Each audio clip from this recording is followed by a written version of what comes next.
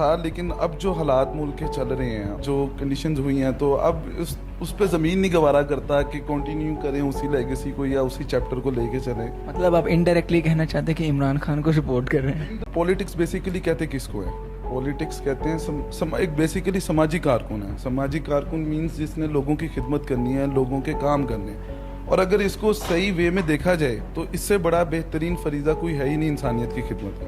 لیکن انفارچونیٹلی ہمارے پاکستان میں تو ہمارے سیاستدانوں کا سین ہی کچھ اور ہے. کیونکہ سیاست میرے حساب میں ایک چھوٹے سے لیول پہ، ایک چھوٹی سی سٹیج پہ کر رہا ہوں. سیاست ایک ایسی چیز ہے کہ آپ اتنے پیسے، ایک اربوں خربوں روپیہ بھی لے کے آ جائیں نا اور لوگوں کے کاموں کے لیے لگائیں، جتنی دنیا کو آج ضرورت ہے وہ ختم ہو جاتا ہے، وہ بھرتا نہیں ہے. سیاست سے آپ کما نہیں سکتے.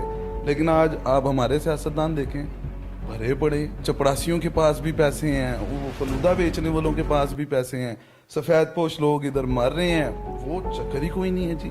آپ اگر ان لوگوں کی پراپرٹیز ہی دیکھیں، مجھے کسی ایک پولیٹیشین کا، کسی ایک بچے کا دور سے بتا دیں یار جس کا فیوچر سیکیور نہ ہو یا جس کے پاس بینک بیلنس نہ ہو. یہی ایک میسج دوں گا کہ جہاں تک مجھے یاد پڑتا ہے کہ ہم اس ملک سے تعلق رکھتے ہیں جس نے ایک ٹائم میں جرمنی کو فائنینشلی سپورٹ کیا، جس نے کبھی چائنا کو آسان ایک ساتھ پہ قرضے دینے کی مہم نکالی.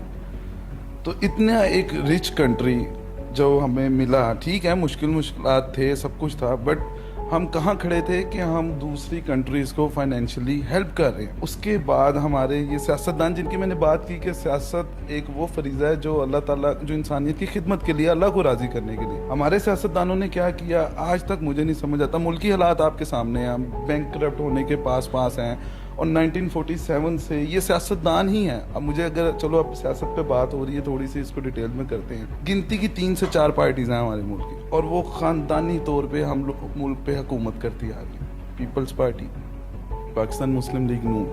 اگر آپ پیپلز پارٹی کی طرف چلے جائیں تو آپ دیکھیں گے ذوالفقار علی بھٹو، بے نظیر بھٹو، آصف علی زرداری، بلاول بھٹو، آصفہ بھٹو.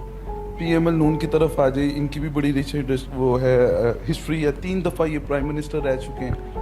تو مجھے بتائیں جو یہ ملک کے پیسے تھے، جو یہ ملک اتنا مطلب سٹرونگ تھا، وہ کہاں گیا، کس نے کھایا؟